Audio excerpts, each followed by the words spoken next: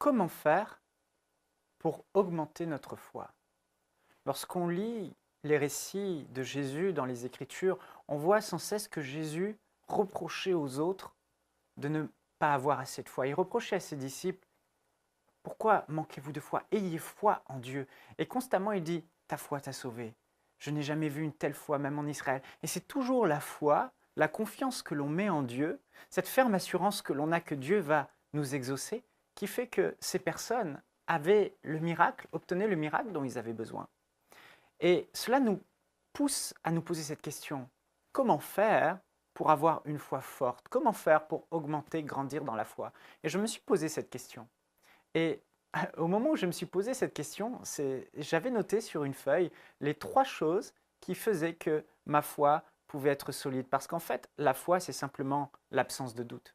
Quand le doute ne vient pas, c'est que vous êtes dans la foi. Mais quand le doute se mêle, c'est que vous n'êtes plus dans la foi.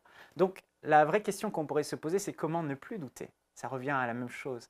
Et j'avais noté 3 choses. Et ce qui est étonnant, c'est que ce jour-là, ma femme est venue. Et vous savez, je ne suis pas un as du ménage à la maison. Et quand je fais le ménage, je ne le fais pas très bien. Et elle est venue et elle m'a dit, de toute façon, Michael, je ne te demande même pas de faire le ménage parce que je doute en ta capacité à m'écouter. Je doute en ta capacité à faire le ménage et je doute en ta volonté de faire le ménage. Et quand elle m'a dit ça, j'ai fait « Quoi? Tu peux répéter ce que tu viens de dire ?» Elle dit « Je doute de ce que tu m'écoutes quand je te demande de faire le ménage. Je doute que tu veuilles vraiment faire le ménage et je doute que tu puisses bien faire le ménage. » J'ai dit « Mais chérie, c'est exactement les 3 points qu'il nous faut pour ne plus douter. Tu doutes que je vais faire le ménage. Quand tu me demandes de faire le ménage, tu n'as aucune confiance en moi. Et pourquoi tu n'as pas confiance? Parce que tu doutes que je ne t'écoute pas.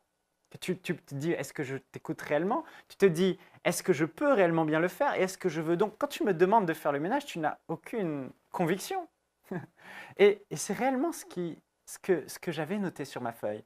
En gros, pour qu'on soit dans une conviction, pour qu'on soit sans doute, il faut qu'on soit convaincu que Dieu nous entend, qu'on soit convaincu que Dieu veut et qu'on soit convaincu que Dieu peut.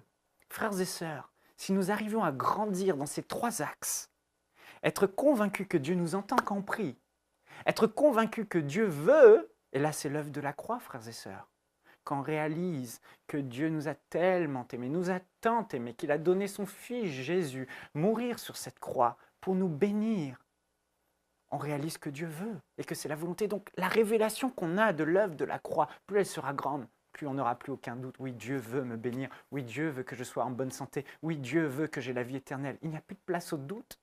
Et la capacité de Dieu, quand on médite sur ce que Jésus fait, sur la grandeur de Dieu, sur sa puissance, sur sa création, quand on voit la puissance de Dieu dans la parole de Dieu, on commence à grandir dans cette révélation. Alors là, on est convaincu que Dieu peut.